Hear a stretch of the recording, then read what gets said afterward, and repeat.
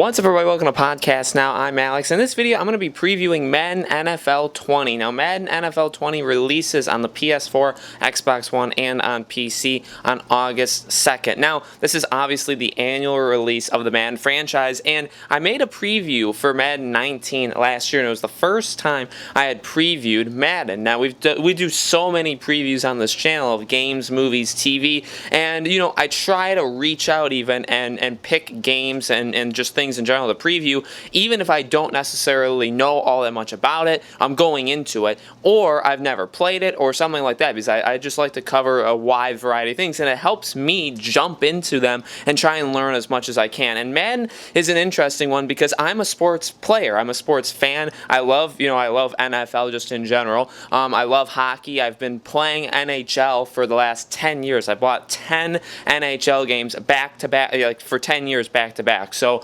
I'm a supporter in a way of these annual sports games. Now, I understand the negative side, and I completely get the people that are against the annualization in general. And I'm a big, I'm anti of the annualization in general as well for a lot of franchises. But sports games are tough, and I always try to give them the benefit of the doubt when it comes to releasing their next game, because they only have a year. They're only in development of that game for like 9 to 12 months max. So they don't have all the time in the world to put towards the next game. And what does that normally do? Well, it results in small changes and kind of those big things that you would want these games to improve upon. It takes several iterations. It takes a lot of years to get those into the game. Now, I do feel like if you take a couple years off of any of these sports games and you come back, you're going to find a much more polished and an overall much better game. And it's no different with Madden. Now, I think NHL honestly gets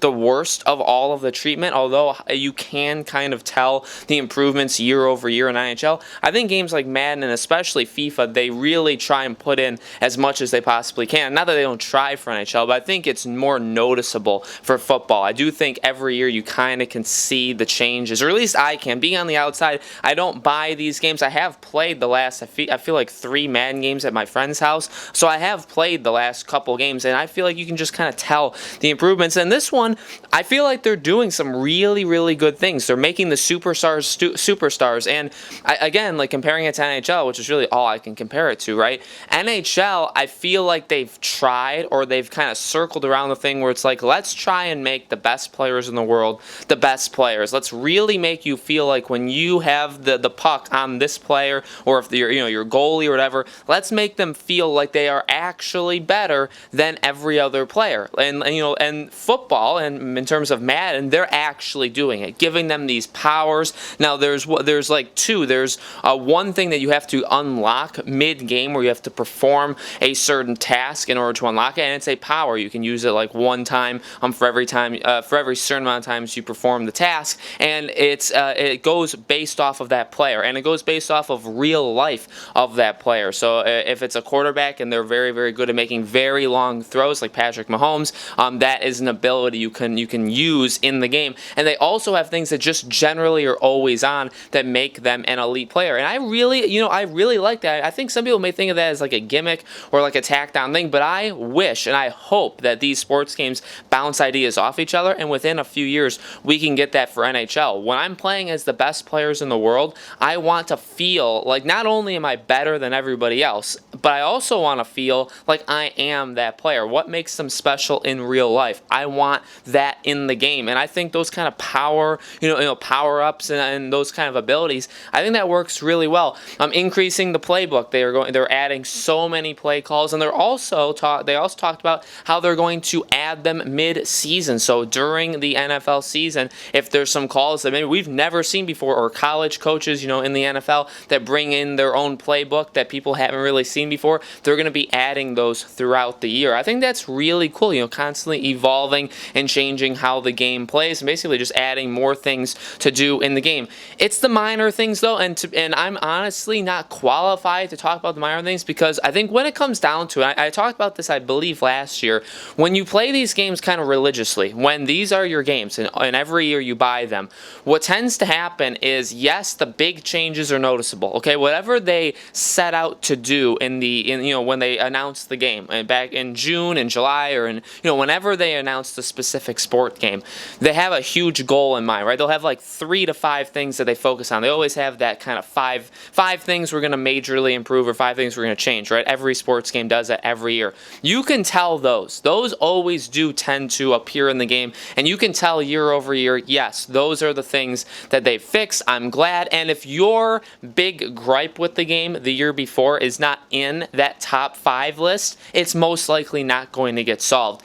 However, what really matters, in my opinion, and this is something, again, I can't talk about, it's just something I can kind of walk around, is when you play these games year over year, it's the small details that matter. When I'm playing NHL, again, I can tell the main things that they try to fix. I can tell the big things that they set out and said, we're going to improve upon this. But because I play it, say, every day or every other day, and I play it all throughout the year, and I play it every single year, I can tell the small things. I can be like, you know what, that small thing really annoys me. I wish they fixed it. And maybe it's part of a larger problem. And those are the kind of things that sometimes, it's literally a coin flip. Sometimes they fix it. Sometimes it's left. There's some issues, and again, I can't talk about Madden that much in terms of what I'm talking about right now because I don't play it year over year. But say in NHL, there's problems with the game that literally have, like, maybe even ways of scoring a cheap goal. And those things have been in the game for years, for 5, 6, 7 years, and they've rarely been touched. They're kind of the exact same.